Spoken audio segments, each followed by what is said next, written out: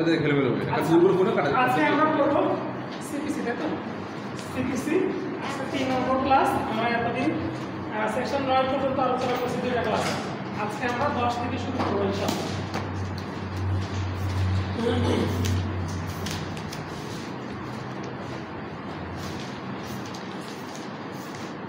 10 ধারার বিষয়বস্তু হচ্ছে স্টে অফ স্যুট ঠিক আছে স্টে অফ স্যুট তার মানে স্টে মানে কি স্থগিত স্থগিত স্টার্ট মানে শুরু স্টে মানে স্থগিত এ মানে হলো স্থিতি অবস্থা স্যার বলা নাই স্টে অর্ডার স্থিতি অবস্থা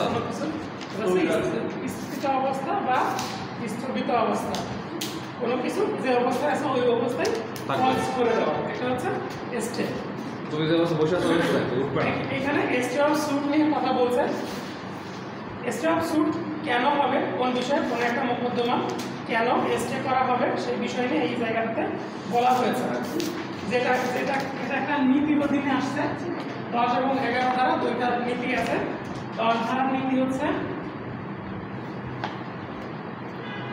race judicata sub judice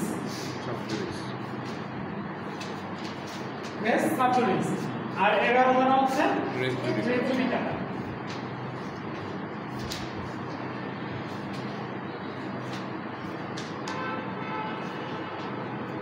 race sub judice এই ধারা রিফ্লেকশন হয়েছে কোথায় 10 ধারাতে এখন কথা হচ্ছে 10 ধারায় রেস সাবজুডিস কথাটা কয়বার এসেছে এটা প্রশ্ন আসতে পারে 10 ধারায় রেস সাবজুডিস কথাটা কতবার এসেছে উত্তর হচ্ছে একবারও আসেনি বুঝলাম না স্যার সেটাই তো এটা তো লেখাই নাই হ্যাঁ রেস সাবজুডিস আপনি রেস সাবজুডিস নিয়ে 10 ধারায় লেখা আছে 10 ধারার বিধান আছে রেস সাবজুডিস রিলেটেড বিষয় কিন্তু 10 ধারার মধ্যে কোথাও রেস সাবজুডিস কথাটা লেখা নেই না এটা একটা নীতি এই নীতির রিফ্লেকশন প্রতিফলন ঘটছে কোথায় 10 ধারাতে এর মানে হচ্ছে স্টে অফ স্যুট লেখা আছে কোথায় লেখা আছে স্টে অফ স্যুট লেখা আছে শুধুমাত্র প্রজেক্ট শিরোনামে ভিতরে কোথাও স্টে অফ স্যুটটা লেখা নাই ঠিক আছে যদি আসে স্টে অফ স্যুট কত জায়গায় লেখা আছে তাহলে আপনারা লিখবেন এক জায়গায় লেখা আছে কি লেখা আছে স্টে অফ স্যুট স্টপ বুঝাই আগে তারপরে সাথে এটা উল্টা হয়ে আসছে স্যার পুরো সোজা আজকে এই সোজা আজকে আজকে আমি দেখি আমি বলি আচ্ছা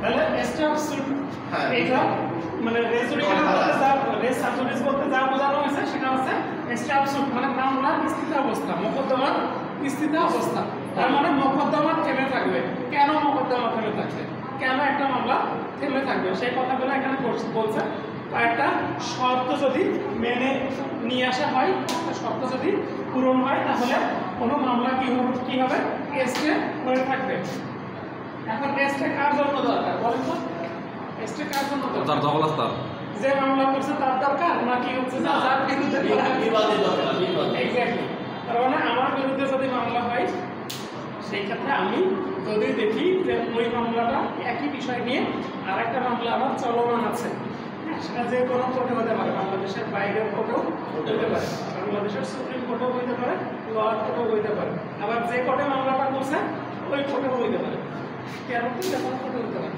চলছে আচ্ছা দ্বিতীয় কথা হচ্ছে আচ্ছা শুরু থেকে আসি প্রথমত দুইটা মামলা থাকতে হবে কয়টা মামলা থাকতে হবে দুইটা একটা মামলা আর একটা মামলা সাবজুডিস হবে মানে স্টে থাকবে কখন প্রথম শর্ত হচ্ছে দুটি মামলা থাকতে হবে দুটি মোকদ্দমা থাকতে হবে জি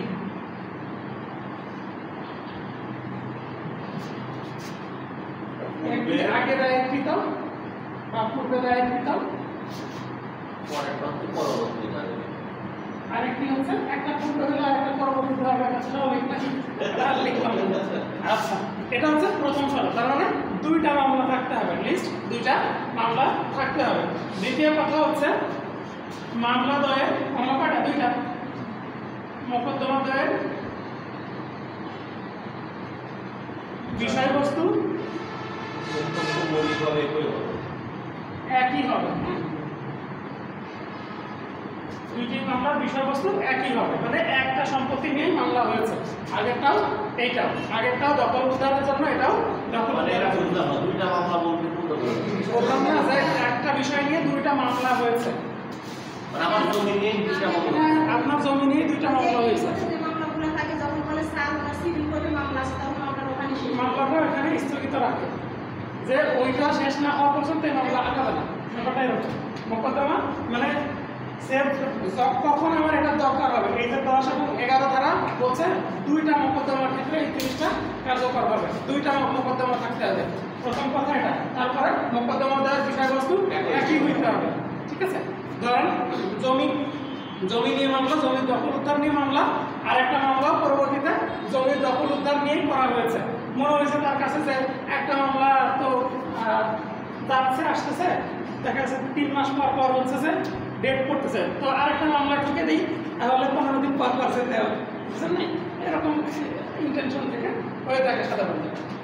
আচ্ছা, তারপর বলছে মোকদ্দমার পক্ষদ্বয়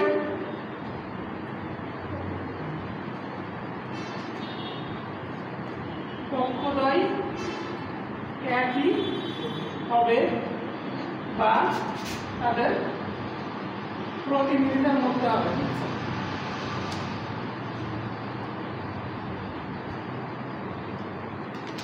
প্রথম বললাম দুইটা মোকদ্দমা থাকবে, তারপরে বললাম মোকদ্দমার বিষয়বস্তু সেম হতে হবে, মোকদ্দমার পক্ষদ্বয় একই হবে বা তাদের প্রতিনিধিদের মধ্যে হতে হবে। ব্যাপারটা এরকম যে আমি মামলা করলাম আপনাদের বিরুদ্ধে, সবার বিরুদ্ধে, আবার একই বিষয় নিয়ে আমার ছেলেও মামলা করলো আপনাদের বিরুদ্ধে। এখন এটা তো আপনি বলতে পারবেন না এটা সাবজুডিস হবে না। কেন হবে না? যে ও যে মোকদ্দমা, আমার ছেলে যে মোকদ্দমাটা করছে, কেন, কি হিসাবে? আমার প্রতিনিধি হিসাবে কিন্তু মোকদ্দমাটা করছে, তার মামলাটাও স্থগিত হয়ে যাবে এটার আন্ডারে, ঠিক আছে? তাহলে কেন তিনটা মোকদ্দমা, দুটা মোকদ্দমার বিষয়বস্তু একই, আর হচ্ছে মোকদ্দমা একই পক্ষগণের মধ্যে থাকতে হবে। আচ্ছা, এবার হচ্ছে মোকদ্দমাটি, প্রথম মোকদ্দমাটি, ঠিক আছে? প্রথম মোকদ্দমাটি বিচারাধীন থাকতে হবে।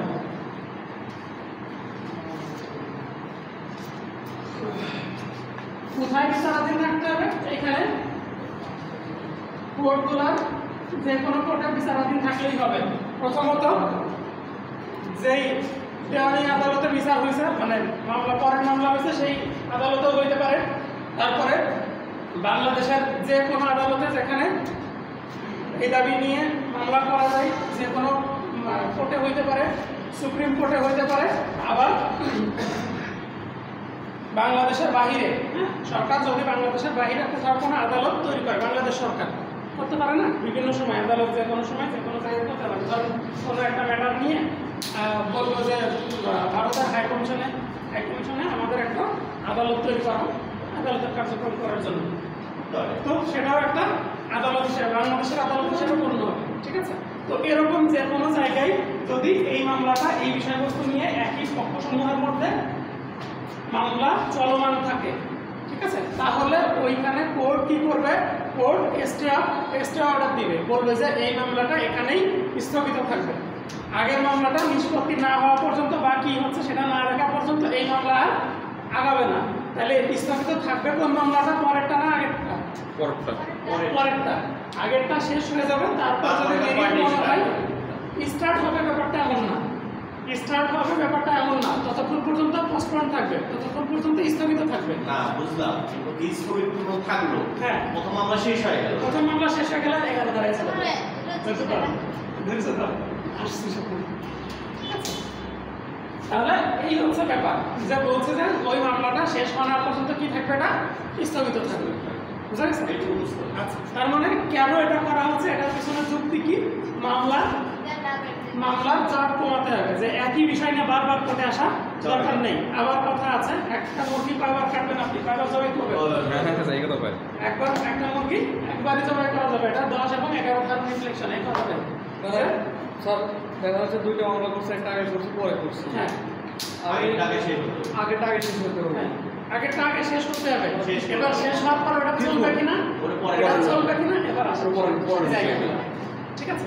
আচ্ছা, আমরা একবার বাংলা পড়ে নেই এটাতে কি বলছে, একদম প্রত্যেকটা বিষয় আমরা ক্লিয়ার করে ফেলছি। প্রার্থীদের প্রতিকার অনুমোদন দেওয়ার এখতিয়ার সম্পন্ন বাংলাদেশের একই রূপ বা অন্য কোনো আদালতে বা সরকার দ্বারা স্থাপিত অথবা পরিচালিত এই রূপ এখতিয়ার অন্তর্ভুক্ত বাংলাদেশের সীমানার বাইরের কোনো আদালতে অথবা সুপ্রিম কোর্টে একই পক্ষসমূহের ভেতর অথবা স্থানাভিষিক্ত তাদের বা তাদের যে কোনো ব্যক্তির একই স্বত্বাধিকারে মোকদ্দমা বিচারাধীন থাকলে পরবর্তী মোকদ্দমার বিচার্য বিষয় সরাসরি প্রকৃত পক্ষে পূর্ববর্তী দায়েরকৃত মোকদ্দমার বিচার্য বিষয় একই হলে আদালত ওইরূপ মোকদ্দমার বিচার কার্য নিষ্পন্ন করবে না। বলেনি, খারিজ করে দিবে। কি বলছে? নিষ্পন্ন করবে না, ওই জায়গায় রেখে দিবে। ব্যাখ্যাতে বলছে পূর্ববর্তী মোকদ্দমা যদি কোনো বৈদেশিক আদালতে দায়ের করা হয়ে থাকে তাহলে মোকদ্দমার কারণ একই হওয়া সত্ত্বেও বাংলাদেশের কোনো আদালতে পরবর্তী মোকদ্দমার বিচারে বাধা সৃষ্টি হবে না। এটা আলাদা কথা, এটার একটা এক্সেপশন। ঠিক আছে? বিদেশের কোনো আদালতে, এখানে বলছে বাংলাদেশের আইনে যদি অন্য দেশে কোনো আদালত তৈরি হয় সেটা কি কোন দেশের আদালত হিসেবে গণ্য হবে? বাংলাদেশের আদালত বলে গণ্য হবে। কিন্তু যদি বৈদেশিক কোনো আদালতে দায়ের হয়ে থাকে সেখানে যদি কোনো রেমিডি দেওয়া হয় পরবর্তীতে, সেটা বাংলাদেশের কোনো কোর্টের জন্য রেস জুডিকাটা হবে না, রেস সাবজুডিস হবে না, কোনো ইয়ে নাই না। যদি অন্য দেশের কোর্টে হয় সেটা নিয়ে বাংলাদেশের কোর্টেও মামলা করা যেতে পারে, কিন্তু বাংলাদেশের আইনে তৈরি বাংলাদেশের কোর্ট অন্য দেশে যদি তৈরি হয়, যেমন বললাম হাই কমিশনে একটা কোর্ট সরকার গঠন করতে পারে বিভিন্ন কার্যকলাপ পরিচালনার জন্য, সেই ক্ষেত্রে কি হবে? সেই ক্ষেত্রে কিন্তু সাবজুডিসের আন্ডারে মামলাটা স্থগিত হয়ে যাবে। হবে না কোথায়? ব্যাখ্যাটা বলতে হবে না যদি আসলে বিদেশের কোর্ট হয়, বিদেশি আইনেই কোনো কোর্ট যদি সংগঠিত হয় সেখানে যদি বিচার হয়। আচ্ছা, এই হচ্ছে যা বললাম, সেই জিনিসগুলো আমরা আগে বুঝে নিয়েছি, এখন পড়ে নিলাম। এখন 11 ধারায় আসেন। 11 ধারায় যেটা বলছে সেটা বলছে 10 ধারাটা সাবজুডিস কথাটা ছিল না, কিন্তু 11 ধারায় এই বিষয়ের নাম সেকশনের নাম হচ্ছে রেস জুডিকাটা, পূর্ব বিচার সিদ্ধান্ত। জুডিকাটা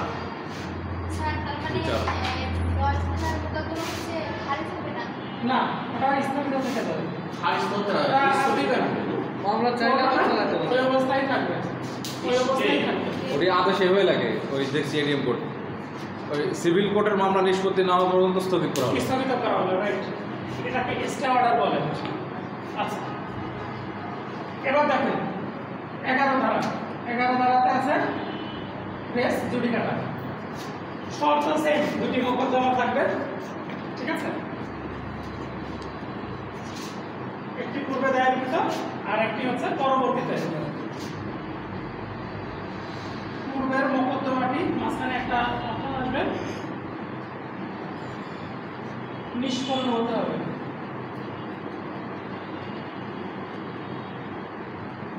ঠিক আছে? পূর্বের মোকদ্দমাটি কি হবে? নিষ্পন্ন হবে, নিষ্পত্তি হবে, নিষ্পত্তি হতে হবে। পূর্বের মোকদ্দমাটির নিষ্পত্তি হতে হবে। তারপরে মোকদ্দমার বিষয়বস্তু একই হবে, মোকদ্দমার পক্ষদায় একই হবে বা তাদের প্রতিনিধিদের মধ্যে হবে। যেমন আমি মারা গেলে আমার ছেলেও মামলাটা করতে পারে, বা আমার যারা উত্তরাধিকারী আছে তারা মামলাটা করতে পারে। নতুন যদি তারা মামলা করে এটার মধ্যে পড়ে যাবে। হ্যাঁ হ্যাঁ, যাই করুক না কেন, সেই কায়েমি হোক, কায়েমি স্বার্থের মাধ্যমেই হোক, ম্যাজিস্ট্রেটের স্বার্থের মাধ্যমেই হোক, হ্যাঁ যাই হোক, যে কোনো মাধ্যমে যদি কোনো প্রতিনিধি আসে সেটাও কাউন্ট করা হবে। তারপরে প্রথম মোকদ্দমাটি এই যে বিচারাধীন না লিখে এটা থাকবে কি, প্রথম মোকদ্দমাটি নিষ্পত্তি হতে হবে, নিষ্পত্তি হয়ে যাবে। প্রথমটা আগের সাবজুডিসের ক্ষেত্রে যেটা দেখছিলাম আছে বিচারাধীন থাকতে হবে, এখানে হচ্ছে নিষ্পত্তি হয়ে যাবে, আগের মামলাটা নিষ্পত্তি হয়ে যাবে। হ্যাঁ না, যে কোনো একটা ফয়সালা হয়ে যাবে, হতে পারে সেটা বাদীর পক্ষেও যেতে পারে, বিবাদীর পক্ষেও যেতে পারে। ঠিক আছে? এই হচ্ছে এই আপাতত নিয়ম। তো সেখানে এই যে কোন কোর্টে বিচার হবে সেটাও আগেরটার মতে বাংলাদেশের যে কোনো কোর্টে বিচার হবে। 11টা কি বোঝা যায়? 11টা বুঝ এর 10 আর 11 মধ্যে পার্থক্য বলতেছি। আগেরটাতে দেখলেন এটা কি ছিল? বিচারাধীন, আর এটা কি নিষ্পত্তি হয়ে গেছে। এখন আসেন আপনার প্রশ্নে, যে স্যার আগেরটা নিষ্পত্তি হয়ে গেলে তারপরটা কি করবে? এই যে রেজ জুডিকাটা খারিজ করে দেবে। খারিজ হয়ে গেল। প্রথমে কি অবস্থা ছিল? দুইটা মোকদ্দমা ছিল, একটা আগে দায়েরকৃত, একটা পরে দায়েরকৃত। দুইটাই চলমান ছিল। পরেরটাকে কি করলো? স্থগিত করলো, স্টে করে দিল। তারপরে প্রথমটা কি হলো? শেষ হয়ে গেল, নিষ্পত্তি হয়ে গেল। প্রথমটা যখন নিষ্পত্তি হয়ে গেল, এটা কোন ধারায় চলে আসলো? 11 ধারায়। বুঝা গেল? তাহলে প্রথমটা নিষ্পত্তি হয়ে গেলে কোর্ট যেটা করবে, কোর্ট যে রায়টা দিবে, কোর্ট এটাকে ডিসমিস করে দিবে। প্রথমটা তো হয়ে গেছে, তাহলে এটা কি? এটা ডিসমিস করে দিবে, মানে কোর্ট এটাকে খারিজ করে দিবে, পরের মামলাটাকে খারিজ করে দিবে। 11 ধারায় ডিসমিস হবে। 11 ধারার আলটিমেট আউটকাম হচ্ছে ডিসমিস করে দিবে। আর 10 ধারাতে মামলা থাকা অবস্থায় কি করবে? স্টে অর্ডার দিয়ে রাখবে। ঠিক আছে, এই হচ্ছে পার্থক্য। 11 ধারার ক্ষেত্রে 10 এবং 11 ধারার দুইটা পার্থক্য, অনলি দুইটা পার্থক্য। একটা হচ্ছে নিষ্পত্তি, আর একটা হচ্ছে যে ফলাফল কি। 11 ধারায় হইতে হবে নিষ্পত্তি, 10 ধারায় থাকবে হচ্ছে চলমান। আর পরবর্তীতে ফলাফল হিসাবে 11 ধারা থাকবে, 10 ধারা হবে স্টে, আর 11 ধারা হবে ডিসমিস, খারিজ। ঠিক আছে, খারিজ হয়ে যাবে। বুঝতে পারছি এটা। সহজভাবে বুঝলেন না কঠিনভাবে বুঝলেন? না, সহজভাবে বুঝছি। সেও কষ্ট করছিলাম দেখে তো বুঝতে পারছি। স্যার ধর একই জমিলে মামলা হয়েছে, প্রতিকার যদি ভিন্ন চায়, প্রতিকার ভিন্ন যেমন বলেন। যেমন ধরেন আমি আমার একটা জমিলে সিভিল কোর্টে মামলা করছি, ওটাখানে আমার সত্য ঘোষণা চাইছি। জি, আমি এডিএম কোর্টে মামলা চাইছি যেন বিবাদী আমার জমিতে না আসতে পারে, আমার এখনো শান্তিপূর্ণ বসবাসে যেন আমার কোনো সমস্যা তৈরি করতে না পারে। এখন এডিএম কোর্টে প্রাথমিক পর্যায়ে কি করে ওই মামলা নিষ্পত্তি না হতে মামলা স্থগিত রেখে দেয়। এটা কি বিষয়বস্তু এক হলো? আপনি হিসাব করেন তো, একটা চেয়েছেন আপনি সত্য ঘোষণা। সত্য ঘোষণার জন্য, এটা একটা বিষয়বস্তু। হ্যাঁ, আর কিন্তু জমি তো একটাই। জমি একটা তো চেয়েছেন, আর জমি একটা আপনার ক্লেম কি হচ্ছে? বিষয়বস্তু ডাজন্ট মিন যে শুধু জমি হইতে হবে, এটা শব্দ মানে কি আলাদা আলাদা। আরেকটা ইনজেকশন একজন এরকম হতে পারে, একই জমি নিয়ে দুজনের সাথে ক্যাচাল। হ্যাঁ, একটাতে আমি সত্য ঘোষণার জন্য ইয়ে করলাম, সাথে ধরুন দখল পুনরুদ্ধার, এটাও হতে পারে। আবার আরেকটাতে চাইলাম যে ইনজাংশন, এই জমিতে ইনজাংশন যদি আপনাকে চাইতে হয়, সেই ইনজাংশন চাইতে হলে আপনাকে কোথায় যেতে হবে? পার্মানেন্ট ইনজাংশন চাইতে হলে আলাদা আরেকটা মামলা করতে হবে। দুইটা মামলা হবে, তো ওটা একটা চাইলে আপনি ইনজাংশন, আরেকটা চাইলে হচ্ছে দখল পুনরুদ্ধার বা ডিক্লারেশন, সেম হলো না। এটা বিষয়বস্তু, তার মানে শুধুমাত্র এই মানে জমিটাই বিষয়বস্তু, বা ক্লেইমের সাথে এটাও কানেক্ট করে যে আপনি কি চাচ্ছেন, সত্য, আপনি কোন সত্যে এটাতে মামলাটা করলেন, কি প্রতিকার চাচ্ছে এটাই কি বিষয়। প্রতিকার চাচ্ছেন, এটাও একটা বিষয়। মানে একটা জমি ধরেন স্যার, উদাহরণ আমি একটা দিয়ে, একটা জমির কেস চলছে সিভিল কোর্টে, ওই জমির ধান লাগাতে আছে, ধানগুলো কাটছে, কাটে বাদ দিয়ে ওরা এসে হতে পারে মামলা করছে। আপনি চুরি মামলা করে দিতে পারেন, মামলা করে এখন ওরা তো ফের ওরা তো সিভিল কোর্টে সাথে সাথে দাবি হয়ে গেছে। আলাদা বিষয় না, দুটো ওটা ফৌজদারি মামলাটা আলাদা। জামিন হলো দুইটার পার্সপেক্টিভ কিন্তু ভিন্ন। একটা আপনি করলেন কিসের জন্য? আপনার জমির ধান কেটে নিয়ে তাই। আর একটা মামলা করলেন কিসের জন্য? সত্য নিয়ে। তাহলে বিষয়বস্তু তো ডিফারেন্ট আছে। কিন্তু জামিন কথা হলে সিভিল কোর্টে কেস মামলা দেখালে তো জামিন দিয়ে না, সেটা দেখাতে পারে।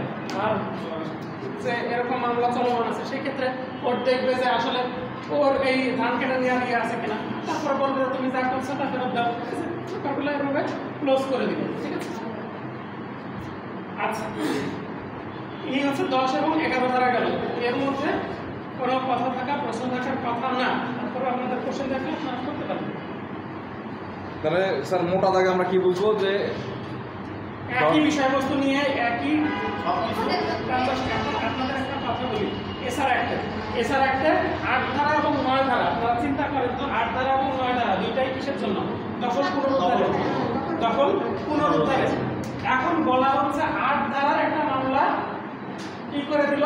11 ধারা নিষ্পত্তি হয়ে গেল। 8 ধারা আগে মানুষ মামলা করে কিসে? 9 ধারার মামলা কি হলো? নিষ্পত্তি হয়ে গেল। 8 ধারায় মামলা করতে হবে। এখন সে 8 ধারায় মামলা করতে পারবে কিনা? দখল পুনরুদ্ধারে কিন্তু পারবে। কেন পারবে? একটাই কারণ, যে একটা চেয়েছে 9 ধারাতে যে প্রতিকারটা চেয়েছে সেটা হচ্ছে অবৈধ দখল করছে, অবৈধভাবে দখল উচ্ছেদ করছে, এর জন্য মামলা। আর 8-এর মামলা করতে গেলে সত্য ঘোষণা করে মামলা করতে হবে যে ওই জমিতে আমার সত্য আছে এবং তার মূলে আমি কি দখল চাই। বুঝতে পারছো? এই জন্য এটাতে রেজ জুডিকাটা দেয়নি এবং সুন্দর করে লিখে দিয়েছে 8 ধারায় 9 ধারায় যদি মামলা নিষ্পত্তি হয়ে যায় বা খারিজ হয়ে যায়, 8 ধারায় তার মামলা করা রেস জুডিকাটা হবে না, রেস জুডিকাটার আন্ডারে পড়বে না। কারণ একটাই যে প্রতিকার আলাদা, তারা মানে তাদের ডিমান্ডগুলো আলাদা, এই কিন্তু বিষয়বস্তু সেম, লোকজনও সেম সেম না।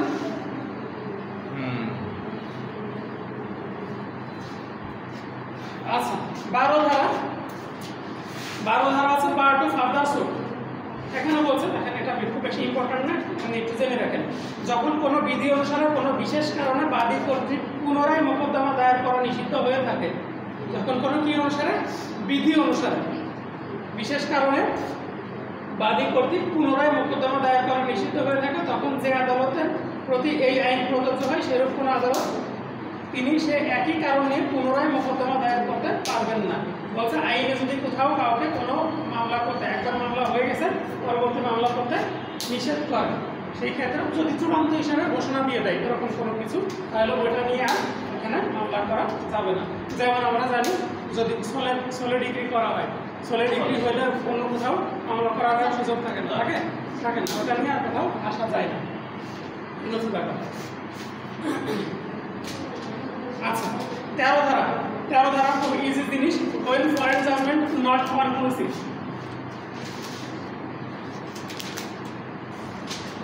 13 ধারা কখন কনক্লুসিভ হয় না, কনক্লুসিভ মানে কি, 13 ধারা কখন মানে ফরেন জাজমেন্ট মানে বিদেশি রায়, বিদেশি বা বিদেশি রায়, বিদেশি রায়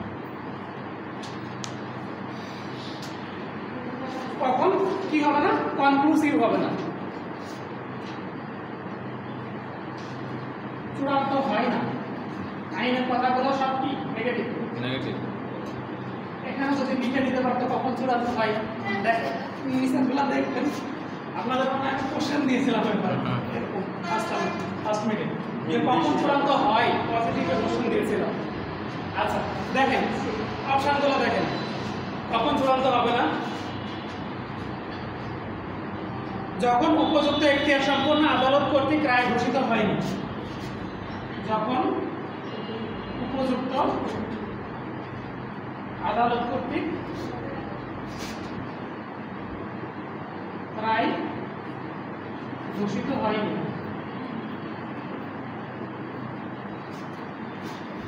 2 নম্বর দেখেন, মোকদ্দমার গুণাগুণের ভিত্তিতে রায় হয়নি।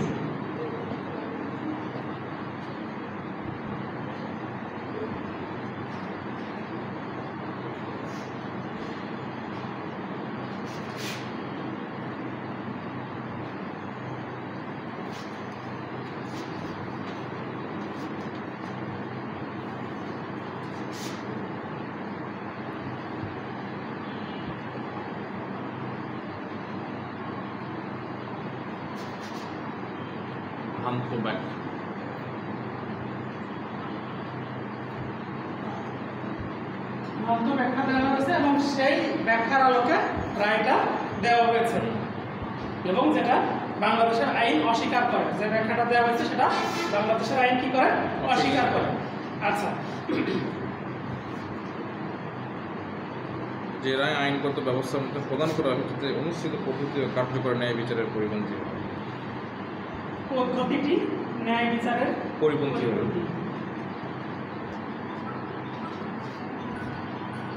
ন্যাচারাল জাস্টিসের পরিপন্থী, ঠিক আছে। প্রবঞ্চনা দ্বারা রায় সংগ্রহ করা হবে,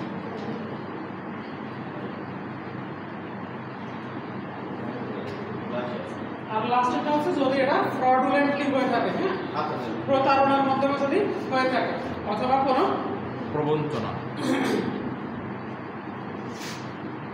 প্রভাবিত অপ্রবঞ্চনা।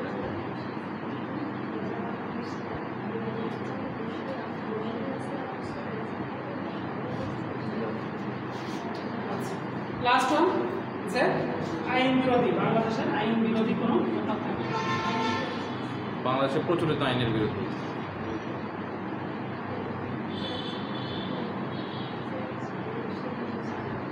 স্যার এখানে প্রতারণা ডাইরেক্ট লিখতে পারতো, কিন্তু প্রতারণা রাখেনি কি কারণে, কারণ জজের কোনো দোষ নেই, জজ যা করবে সব সঠিক, ওখানে অন্যজনের দোষ, অন্যজনের দ্বারা প্রভাবিত হয়েছে, প্রবঞ্চনা লিখে দিচ্ছে। যখন উপযুক্ত আদালত কর্তৃক রায় ঘোষিত হয়নি, তারপরে মোকদ্দমার গুণাগুণের ভিত্তিতে রায় পায়নি, আন্তর্জাতিক আইনের ভ্রান্ত ব্যাখ্যা দেওয়া হয়েছে, পদ্ধতিটি ন্যায় বিচারের পরিপন্থী, প্রতারণার মাধ্যমে থাকলে বাংলাদেশি আইনে যে রায়টা দিয়েছে সেটা যদি বাংলাদেশি আইনের পরিপন্থী হয়, ঠিক আছে, তাহলে কি হবে? বিদেশি রায়কে চূড়ান্ত রায় হিসাবে গণ্য করবে না। মানে চূড়ান্ত রায় কেন দরকার? বাংলাদেশকে কেন মানতে হবে? কোনো রায় যদি বিদেশে হয়ে থাকে কোনো বিচার, সেই বিচারটা বাংলাদেশে কার্যকর করার জন্য যদি পাঠাই, তখন আমাদের ভাবতে হবে যে এই রায়টা চূড়ান্ত কিনা। যদি এই ইনগ্রেডিয়েন্টসগুলো ওর মধ্যে থাকে তাহলে আমরা ওই রায়টাকে কনক্লুসিভ বিষয় হিসাবে ধরতে পারবো না, চূড়ান্ত হিসাবে ধরতে পারবো না। এখন দেখেন একটু পজিটিভলি আমরা ভাবি, বিদেশি রায় যখন চূড়ান্ত হয়, তখন না কেটে দিলাম, তখন চূড়ান্ত হয় যখন উপযুক্ত আদালত কর্তৃক রায় ঘোষিত হয়েছে হয়েছে হয়েছে আচ্ছা বলো, মোকদ্দমার গুণাগুণের ভিত্তিতে রায় হয়েছে। আন্তর্জাতিক আইনের সঠিক ব্যাখ্যা, সঠিক ব্যাখ্যা দেওয়া, ভ্রান্ত ব্যাখ্যা দেওয়া হয়নি। ওকে, আমরা নেগেটিভে যেতে যাচ্ছি না। পদ্ধতিটি ন্যায় বিচারের পরিপন্থী না হলে, ন্যায় বিচারের সাথে পরিপন্থী না হলে, আচ্ছা পরিপন্থী না হলে তার থেকে পজিটিভ কথা ন্যায় বিচারের অধীনে হলে, তাই না? আচ্ছা, প্রতারণার মাধ্যমে হয়ে থাকলে এখানে বলবো কোনো ধরনের সঠিক, প্রতারণার মাধ্যমে না হয়ে থাকলে, প্রতারণার মাধ্যমে না হয়ে থাকলে এটা তো করা যাচ্ছে, নেগেটিভ বলছে, এটা হচ্ছে সঠিক ফর্মুলা, সব জায়গায় ফেয়ারনেস বজায় থাকে, সততা বজায় রেখে করবে। আচ্ছা, বাংলাদেশের আইনের বিরোধী বলে পরিপন্থী না তাহলে দেখেন এটা দুইভাবে কোশ্চেন আসতে পারে, আমাদের এই লিখিততে কোশ্চেন আসার সম্ভাবনা অনেক বেশি, ঠিক আছে, আসতেও পারে যে কোনোদিন দেখবেন যে এরকম একটা প্রশ্ন চলে আসছে, আপনি বই পড়ছেন না বোধ প্রশ্ন চলে আসছে, হ্যাঁ বোধ আপনাদের জিনিসটা মাথায় নিতে হবে, 1 2 3 4 5 6 6টা গ্রাউন্ড আপনারা মাথায় নিতে পারলে ওকে, আর কিছু লাগবে না। এবার আসেন 14তে আসছে বিদেশি রায় প্রিজাম্পশন সম্পর্কে আসছে, যেটা আমরা বলতে পারি এভিডেন্স অ্যাক্টের একটা রিফ্লেকশন এখানে চলে আসছে। এখানে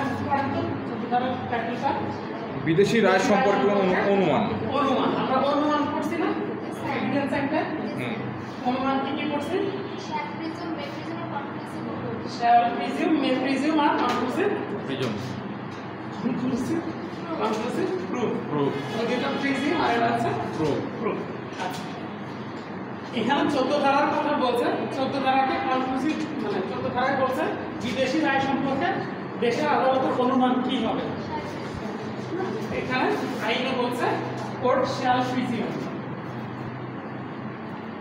the court shall presume upon the production of any document যদি কোনো মোকদ্দমায় বিদেশি কোর্টের কোনো রায়কে উপস্থাপন করা হয় দলিল হিসাবে, ঠিক আছে, তাহলে সেই সম্পর্কে প্রিজাম্পশন কি আসবে, ঠিক আছে, সেই সম্পর্কে প্রিজাম্পশন কি আসবে? কোর্ট বলছে কোর্ট শ্যাল প্রিজিউম, এটা হচ্ছে শ্যাল প্রিজিউমের একটা রিফ্লেকশন। কোর্ট শ্যাল প্রিজিউম কি প্রিজিউম করবে? যে ওই রায়টা এখতিয়ার সম্পূর্ণ আদালতে দিয়েছে, কে দিয়েছে? এখতিয়ার সম্পূর্ণ আদালত দিয়েছে, এটাই অনুমান করবে। হ্যাঁ, কতক্ষণ পর্যন্ত এই অনুমানটা বজায় থাকবে? যতক্ষণ পর্যন্ত অন্য পক্ষ ভিন্ন কোনরূপ প্রমাণ করতে না পারবে, ঠিক আছে, যতক্ষণ পর্যন্ত অন্য কোনো পক্ষ এটাকে এই কথাটাকে মিথ্যা প্রমাণিত না করতে পারবে ততক্ষণ পর্যন্ত এই প্রিজাম্পশনটাই বজায় থাকবে। এটা সঠিক বলে গণনা হবে। যদি মিথ্যা প্রমাণ করতে পারে কোর্ট তাহলে কি হবে? তাহলে প্রিজাম্পশনটা নষ্ট হয়ে যাবে, কোর্ট সেটাকে ডিসপ্রুভ হিসেবে কাউন্ট করবে, ঠিক আছে, অগ্রহণযোগ্য কথা, ডিসপ্রুভ মানে মিথ্যা প্রমাণিত বা মিথ্যা প্রমাণিত, বলবে যে এটা আসলে সঠিক রায় হয়নি, নয়, সঠিক আদালত প্রবঞ্চনার মাধ্যমে রায় দেওয়া হয়েছে, এর সম্পূর্ণ আদালত এই রায়টা দেয়নি। এই হলো 14 পর্যন্ত। 15 থেকে নতুন একটা চ্যাপ্টার, তাহলে এই পর্যন্ত থাক স্যার। সংক্ষেপে একটু বলি, বলেন স্যার। কয় মিনিট স্যার? মাত্র 29 মিনিট। না না, আরো বেশি। আচ্ছা, আমি গল্প করছি, এখন আর লিখছি না, পড়াচ্ছি না, ঠিক আছে, তাহলে বন্ধ হয়ে যায় স্যার, লাইভ টেলিকাস্ট। 15 ধারায় যে বিষয়টা বলা আছে এই বিষয়টা আপনারা অনেকেই জানেন, ইতিমধ্যে জেনে গেছেন। 15 ধারায় বলা হয়েছে যে এখতিয়ার সম্পূর্ণ সর্বনিম্ন আদালতে মামলা দায়ের করতে হবে। কোথায়? সর্বনিম্ন আদালতে। যে আদালতে মোকদ্দমা দায়ের করতে হয় বলছে প্রত্যেকটি মোকদ্দমা উহার বিচার করার যোগ্যতা সম্পন্ন নিম্ন পর্যায়ে। আমার বলে তো পূর্ণ হলো না। কি বলছেন? ও আচ্ছা আচ্ছা, আগে কিছু থাকতে পারে গাইড বই তো মিডিয়াম লেখা হয়। একটি সম্পূর্ণ সর্বনিম্ন আদালতের দায় আচ্ছা, তাহলে 15 ধারা বলছে কোন মোকদ্দমা কোথায় দায়ের করতে হবে? সর্বনিম্ন আদালত। এর দ্বারা কি বুঝেন? এর দ্বারা কি বুঝেন? এর দ্বারা বুঝি হচ্ছে ধরেন একজনের এই মৃত্যুদণ্ড আদেশ দেওয়ার ক্ষমতা আছে এটা কি মানে কি কোন আইন করতেছে? ও সিভিল কোর্ট। আচ্ছা ধরেন এই একটা জমির মূল্য হলো 25 লাখের উপরে, তাহলে ওটা হচ্ছে ওই আদালতে করতে হবে। আর যদি 25 লাখের নিচে হয় তাহলে সিনিয়র সহকারী আদালতে মামলা করতে হবে। আচ্ছা, আমরা কোর্টের ইয়া জানি সিকোয়েন্স জানি, হ্যাঁ। ধারাবাহিকতা জানি। সবার বড় কোর্ট হচ্ছে জেলা জজ, ডিজে, ডিজি তারপরে এডিজে, এডিশনাল ডিজে, ডিজে, তারপরে জয়েন্ট ডিজে, জেডিজে, তারপরে S, senior assistant SSA, S IJ, SG SA. এই হচ্ছে আমরা ক্রম জানি। এভাবে সবার বড় ও তারপরে আচ্ছা গেল। এখন বলছে কোন মোকদ্দমা এখতিয়ার সম্পন্ন সর্বনিম্ন আদালতে দায়ের করতে হবে।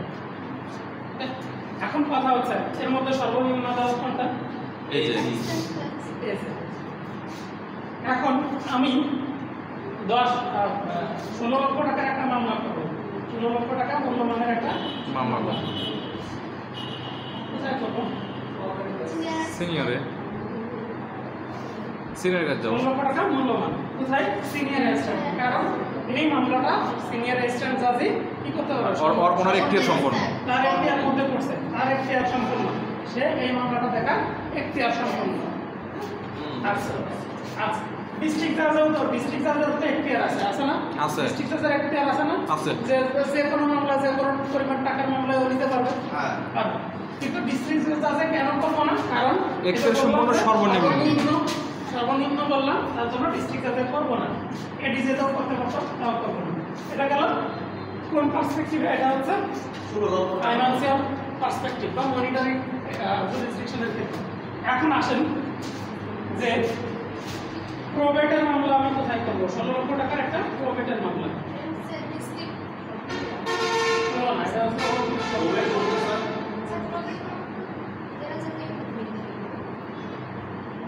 আচ্ছা 29 লক্ষ টাকা। হ্যাঁ, 29 লক্ষ টাকার একটা কিসের মামলা? প্রবেটের মামলা। প্রবেট বলতে কি? প্রবেট মানে তো উইল রিলেটেড মামলা। এই মামলাটা আমি কোথায় করবো? এটা সরাসরি যাবে ডিজের কাছে। কেন ডিজের কাছে যাবো? এখতিয়ার 29 না স্যার, 25 লক্ষ থেকে 5 কোটি টাকা পর্যন্ত তো জেলা আছে। কোথায়? 25 লক্ষ থেকে 5 কোটি টাকা পর্যন্ত জেলা আছে। জেলা দাস সত্য বলছেন আপনি? তাই তো স্যার, হ্যাঁ? 5 কোটি টাকার মধ্যে হলে তো হাইকোর্টে মাথা ফাটাই দিব এবার। স্যার এটা হচ্ছে আমি দিব জেডিজে সুন্দর কাছে যাবে, সুন্দর কাছে জয়েন্ট ডিস্ট্রিক্ট জাজের এখতিয়ার কত? 25 লাখের উপরে। এর কত লাখের উপরে? এর হচ্ছে 15 হচ্ছে 15 প্লাস থেকে 25 আর 25 থেকে আর এর হচ্ছে 25 প্লাস 25 প্লাস কত? Dot dot unlimited. কি এমন? হ্যাঁ কই যাবে তাহলে? তাহলে জেডিজের কাছে। ডিজের কাছে বলে কি? জেডিজের কাছে যাবে তাই না? হ্যাঁ কিন্তু জেডিজের প্রবেটের মামলা দেখার এখতিয়ার নেই। এই জন্য ডিজের কাছে চলে যাবে। এর জন্য যাবে হ্যাঁ, আপনার উত্তর সঠিক আছে কিন্তু ব্যাখ্যা নাই। ব্যাখ্যা নাই, ব্যাখ্যা সঠিক নাই। ঠিক আছে, আপনার এর এখতিয়ার হচ্ছে 25 লক্ষ টাকার উপরে যত টাকাই হোক ওর কাছে যেতে পারবে, কিন্তু সব মামলাও দেখতে পারবে না। কোনগুলা? যেগুলার আদি এখতিয়ার ওদের নাই। ঠিক আছে, তার মানে এই প্রথম হইতে হবে এখতিয়ার সম্পন্ন, তারপরে আসবে সর্বনিম্ন মামলা। ঠিক আছে, আদি এখতিয়ার সম্পর্কে সর্বনিম্ন আদালত ডিজে এই প্রবেটের ক্ষেত্রে। প্রবেটের ক্ষেত্রে সর্বনিম্ন বলতে নাই, প্রবেটের মামলা ডিজের কাছে ডিজের কাছে যাবে। ঠিক আছে, প্রবেটের মামলা 1 টাকার মামলা হইলেও ডিজের কাছে যাবে, 2 লাখ টাকা হলে যাবে। কোটি কোটি টাকার মামলা হলেও ডিজের কাছে যাবে। এই হচ্ছে এখানকার ব্যাপার। 15 ধারা এই কথাই বলছে, আর কোনো কথা নাই। সিভিল বুঝেন নাই? এটা কি? কোনো মোকদ্দমা এখতিয়ার পণ্য সর্বনিম্ন আদালতে দায়ের করতে হবে। তার মানে কি যে প্রথমে আমাকে দেখতে হবে এই কোডের এখতিয়ার আছে কিনা, কোন কোন কোডের এখতিয়ার আছে। প্রথমে সাবজেক্ট ম্যাটার যদি ধরি আমি প্রবেটের কথা ধরলে প্রবেট এর কাছে দায়ের করা যাবে না, কার কাছে দায়ের করা যাবে না, এই অ্যাসিস্ট্যান্ট জাজের কাছে যাবে না, সিনিয়র অ্যাসিস্ট্যান্টের কাছে যাবে না, জয়েন্টের কাছে যাবে না, এডির কাছে যাবে না, শুধু যাবে ডিজের কাছে, শুধু যাবে ডিজের কাছে। তাহলে তার কাছে প্রথমে দেখতে হবে, এবং তার উপরে যদি আরো কোনো কোড থাকতো তাহলে আমাকে সেখানে দেখতে হতো যে তার মানে তখন দেখতে হতো মনিটরি কনফাইনমেন্ট, মনিটরি যে জুরিসডিকশন ওটা কি আসছে। তখন আমি দেখলাম যে কত টাকা পর্যন্ত ডিজে দেখতে পারে, তার উপরে গেলে কই যাবে, যেহেতু ওর কোনো লিমিটেড নাই, টাকার ক্ষেত্রে কোনো লিমিটেশন নাই, সেই ক্ষেত্রে কি করবে ওর কাছে ডিরেক্ট চলে যাবে।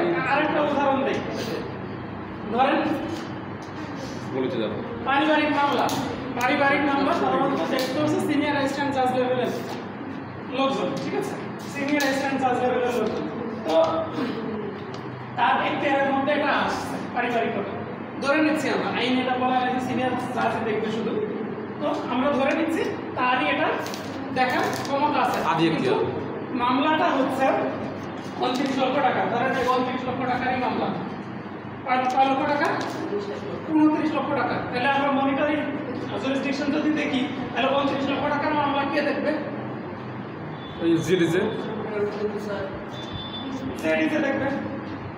এই তো এত কোনো লিমিটেড নাই, 25 থেকে ঠিক আছে আনলিমিটেড। স্যার, আমাদের একটা চেকের মামলা আছে প্রায় 79 লাখ টাকা। কিন্তু এটা যদি 19 লক্ষ হতো, এটা যদি 19 লক্ষ হতো সিনিয়র সহকারী জাজ, কে দেখতো, সিনিয়র সহকারী সিনিয়র সহকারী জাজ। কিন্তু নিয়োগ করা হলো, আইন করা হলো সিনিয়র সহকারী জাজের কি নাই, এই পারিবারিক মামলা দেখার এখতিয়ার নেই। যদি এই নিয়ম করা হয়, এই নিয়ম নেই, আমি বলছি উদাহরণ বোঝানোর ক্ষেত্রে আর কি, তাহলে কার কাছে যেত, এই আবার জয়েন্ট ডিস্ট্রিক্ট জাজের কাছে যেত। এর মনিটরি জুরিসডিকশনের মধ্যে থাকলেও, এর 25 লক্ষ টাকার আন্ডারে থাকলেও ওর কাছে যেত না, কারণ ওর এখতিয়ারই নেই। বুঝা গেছে? এই হচ্ছে এখানকার ব্যাপার।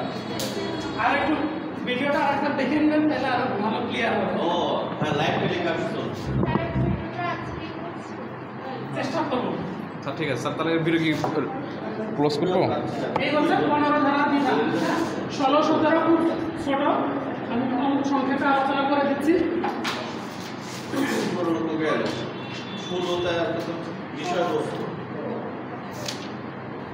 16 থেকে 25 16তে বলছে মোকদ্দমার বিষয়বস্তু যেখানে অবস্থিত সেখানে মামলা রুজু করতে হয়। এটা তো আগে শিখছি স্যার। মোকদ্দমার বিষয়বস্তু যেখানে অবস্থিত সেখানে মোকদ্দমা রুজু করতে হয়। আচ্ছা, এটা আমি পড়ে দিলেই বুঝবেন। যে আইনে নির্ধারিত, যে কোনো আইনে নির্ধারিত আর্থিক অথবা অন্যান্য সীমাবদ্ধতা সাপেক্ষে, তার মানে এই যে কে কোন মামলা দেখতে পারে সেইগুলো সাপেক্ষে এবং আর্থিক এখতিয়ার সাপেক্ষে, খাজনা বা মুনাফা সহ বা ব্যতীত স্থাবর সম্পত্তি পুনরুদ্ধারের জন্য মোকদ্দমা, স্থাবর সম্পত্তি বাটোয়ারার জন্য মোকদ্দমা, স্থাবর সম্পত্তি বন্ধকের ক্ষেত্রে চার্জ সম্পর্কিত দায় পরিশোধ, বিক্রয় অথবা বন্ধক মুক্তির জন্য মোকদ্দমা, স্থাবর সম্পত্তিতে অন্য, মানে স্থাবর সম্পত্তির মোকদ্দমা সম্পর্কিত সকল বিষয় মোকদ্দমাসমূহ যে সকল আদালতের স্থানীয় সীমারেখার মধ্যে সংশ্লিষ্ট সম্পত্তি অবস্থিত সেইটার আন্ডারে মামলা করতে হবে। তার মানে স্থাবর সম্পত্তি সম্পর্কিত যদি কোনো মামলা করতে হয়, কোথায় মামলা করতে হবে আমাকে দেখতে হবে এটা কোন এরিয়ার মধ্যে অবস্থিত, কার এখতিয়ারাধীন অবস্থিত। আমার ধরেন আরএসটিউ নিয়ে একটা মামলা হচ্ছে, এটা কোন কোর্টে যাবে, ধরেন আরএসটিউ নাটোর সদর। আরএসটিউ ধরেন আরএসটিউ হচ্ছে যে মূল্যমান হচ্ছে কত, ধরো 1 কোটি টাকা, 1 কোটি, তাহলে চলে যাবে জয়েন্ট ডিস্ট্রিক্ট। 1 কোটি, তাহলে কোথায় যাবে, জয়েন্ট ডিস্ট্রিক্ট। জয়েন্ট ডিস্ট্রিক্ট জাজে যাবে। আর যদি ধরি আমি এটা মূল্যমান হচ্ছে 20 লক্ষ টাকা, তাহলে সদর সিনিয়র অ্যাসিস্ট্যান্ট জাজের কাছে যাবে। বুঝা গেল? তার মানে কোন সিনিয়র অ্যাসিস্ট্যান্ট কাছে যাবে, গুরুদাসপুরের সিনিয়র অ্যাসিস্ট্যান্ট না না নাটোর তাহলে সদর। নাটোর সদরের অ্যাসিস্ট্যান্টের কাছে যাবে, ঠিক আছে, বা সিনিয়র অ্যাসিস্ট্যান্টের কাছে যাবে। আবার যদি জয়েন্ট ডিস্ট্রিক্ট জাজের কাছেও যাই, সেক্ষেত্রে কোন জয়েন্ট ডিস্ট্রিক্ট জাজেরও কিন্তু এখতিয়ার ভাগ করে দেওয়া থাকে, হ্যাঁ। জয়েন্ট ডিস্ট্রিক্ট 1, 2 এভাবে করে তাদের ভাগ করে দেওয়া থাকে। তো যার আন্ডারে দেওয়া আছে, দেখা যাচ্ছে একটা কোর্টের আন্ডারে 2-3টা থানা থাকতে পারে জয়েন্ট ডিস্ট্রিক্ট জাজ। আপনাদের কয়টা জয়েন্ট ডিস্ট্রিক্ট জাজ? আমার আমার আছে নাটোরে তিনটা। তাহলে ওদের ওখানে দেখবেন যে থানা ওয়াইজ ভাগ করে দেওয়া আছে, হ্যাঁ। তিনটা করে বা দুইটা করে ভাগ করে দেওয়া থাকতে পারে। তাহলে যার জুরিসডিকশনের মধ্যে পড়ছে আমাকে তার কাছে মামলাটা দায়ের করতে হবে। এটা হচ্ছে কোন ক্ষেত্রে? স্থাবর সম্পত্তির ক্ষেত্রে, দুইটা স্থাবর সম্পত্তির ক্ষেত্রে, ঠিক আছে? অতিরিক্ত কি আছে? আচ্ছা, এবার কথা আসছে যে যেখানে ধরেন এরকম কোনো জায়গা আছে যে আরএসটিউ নিয়েও মামলা হচ্ছে, এই আরএসটিউর এই ক্যাম্পাস নিয়েও মামলা চলছে, আর একটা ক্যাম্পাস ধরেন সিংড়াদার একটা ক্যাম্পাস আছে, হ্যাঁ সিংড়াদার একটা ক্যাম্পাস আছে, এই দুইটা নিয়েই মামলা চলছে, মামলা চলমান আছে। তাহলে সেটা কোন কোর্টে যাবে? একই মামলার মধ্যে আমি অন্তর্ভুক্ত করতে পারবো কিনা? দুই জায়গাতে করতে হবে স্যার। সিংহার ভিতর করতে হবে, সদর রাখতে হবে। সিংড়ার মধ্যেও করা যাবে, সদরেও করা যাবে। এটা বলা হচ্ছে 17 ধারাতে। 17 ধারাতে বলছে বিভিন্ন আদালতে এখতিয়ারে অবস্থিত স্থাবর সম্পত্তি সম্পর্কিত মোকদ্দমা কোথায় করতে হবে? যে কোনো একটা আদালতে করা যেতে পারে, কোনো সমস্যা নেই। শর্ত থাকে যে এই প্রকার মোকদ্দমার বিষয়বস্তুর মূল্য সম্পর্কে সমগ্র দাবিটি ওইরূপ আদালতে বিচারার্থে গ্রহণ করতে পারে, যে আদালতে এই মামলাটা করা হবে। এমন না যে সদর কোর্টের যে আছে সিংড়া কোর্টে সেটা আমি মামলা করি, সদর কোর্টে যা আছে সদর কোর্টের যে মামলার যে মূল্যবান কোর্ট ফিটা সদর কোর্টে দিয়ে ওই কোর্টে মামলাটা পরিচালনা করবো। নট নেসেসারি যে কোর্টে আমি মামলাটা উপস্থাপন করতেছি সেই কোর্টে আমি কোর্ট ফি দিতে পারবো। আবার রেজিস্ট্রেশনের ক্ষেত্রে একটু পার্থক্য আছে। রেজিস্ট্রেশন করার ক্ষেত্রে আমরা যেটা দেখি যে ধরেন এই সদরের একটা সম্পত্তি আর সিংড়ার একটা সম্পত্তি, দুইটা সম্পত্তি আমি বিক্রি করব। তো এটা যদি আমি বিক্রি করতে চাই তাহলে কোথায় রেজিস্ট্রি করব? তার যেখানে রেজিস্ট্রি অফিস আছে সেখানে। রেজিস্ট্রি অফিসে তো যাবো, সিংড়া তো আছে না না স্যার, বুঝলাম না, প্রশ্নটা আপনার বলেন। প্রশ্ন হচ্ছে নাটোর সদরের মধ্যে আমার একটা সম্পত্তি আছে আর একটা সম্পত্তি আছে সিংড়ার মধ্যে। থাকতে পারে, থাকতে পারে, ধরেন আছে আছে আছে। তো আমি দুইটা সম্পত্তি বিক্রি করবো, হ্যাঁ সিংহাটা রেজিস্ট্রি করবো না আমি একটা দলিলে যদি রেজিস্ট্রি করতে চাই, একটা দলিলে কিভাবে রেজিস্ট্রি করবো? করতে পারবেন স্যার। যদি বোর্ডার এলাকা বলতো স্যার, অর্ধেক একই দাগের সম্পত্তি যদি করতে পারবেন যদি আপনাকে হচ্ছে এটা তাহলে এক দলিলে হতো স্যার।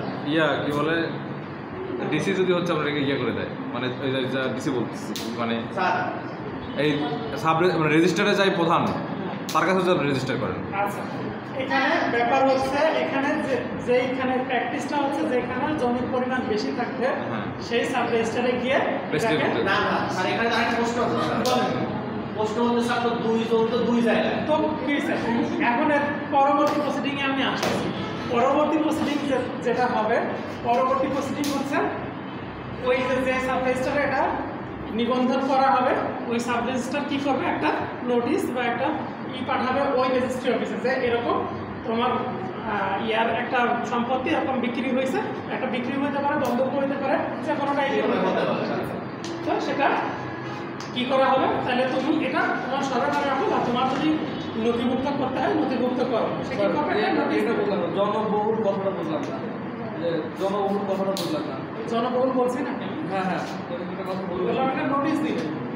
না, ওই যে কোথার হবে বলে একটা জনবহুল একটা কথা উল্লেখ করলে যেখানে সম্পত্তি বেশি সেটা বলছে না এটা বলতেছি না, একটা জিনিস বলতে পারে সেটা হচ্ছে যে হচ্ছে একটা প্রচলিত কথা আছে বা প্রচলিত প্র্যাকটিস এটা, যে হচ্ছে যেখানে সম্পত্তি বেশি এটা জানি তো, সেখানে রেজিস্ট্রিটা করতে হয়, এটাই হচ্ছে প্র্যাকটিস। এই দুইটা তো দুই জায়গায়। যদি সীমানা যেতে হতো সেক্ষেত্রে কিন্তু এই ক্ষেত্রেও সেম জিনিস, ওই সীমানা যাইতে হলেও তো দুইটা ধারার মধ্যে একই কথা, যে আমি যদি এখানেও বিক্রি করি আবার ওই সিংড়া আলাদা সম্পত্তিও বিক্রি করি, সেই ক্ষেত্রেও আবার এরকম হতে পারে একটা সম্পত্তি আমার ঢাকায় আর একটা সম্পত্তি আমার না করে, এখানে তো কোনো বিশেষ সুযোগ নেই, অর্ডারের সুযোগ নেই আছে না। সেই ক্ষেত্রেও আমি যে কোনো একটা সাব রেজিস্ট্রি অফিসে রেজিস্ট্রি করতে পারি যেখানে আমার সম্পত্তির পরিমাণ বেশি থাকে। এটা সমান থাকলে যে কোনো একটা থাকে, যে কোনো একটা চাকরি করতে পারেন, কোনো সমস্যা নেই। যদি এটাও আপনার 2 বিঘা এটাও 2 বিঘা সমান থাকলে উনি যেখানে বসবাস করে দীর্ঘদিন থেকে সেই এরকম কিছু কথা না, ওটাই না বসবাস করার সাথে তাহলে আমি যে ঢাকা সাব রেজিস্ট্রি অফিসে করলাম, তাহলে ওরা ওখানে নোটিশ করবে না আপনার সাথে। হ্যাঁ, যে ওরা দায়িত্ব আপনার এই দায়িত্ব সম্পত্তি অমুকের আন্ডারে ট্রান্সফার হলো, আপনি এটা নথিভুক্ত করেন। ও তাহলে ওর দায়িত্ব। হ্যাঁ, ওর দায়িত্ব, আমার কোনো দায়িত্ব না। আপনার দায়িত্ব নেই। আপনার কাজ শুধু ওখানে আপনি সঠিকভাবে আপনার যে স্যার। খরচ করছে সেগুলো দিয়ে আপনি সাবমিট করে দিলেন। ঠিক আছে, থ্যাংক ইউ।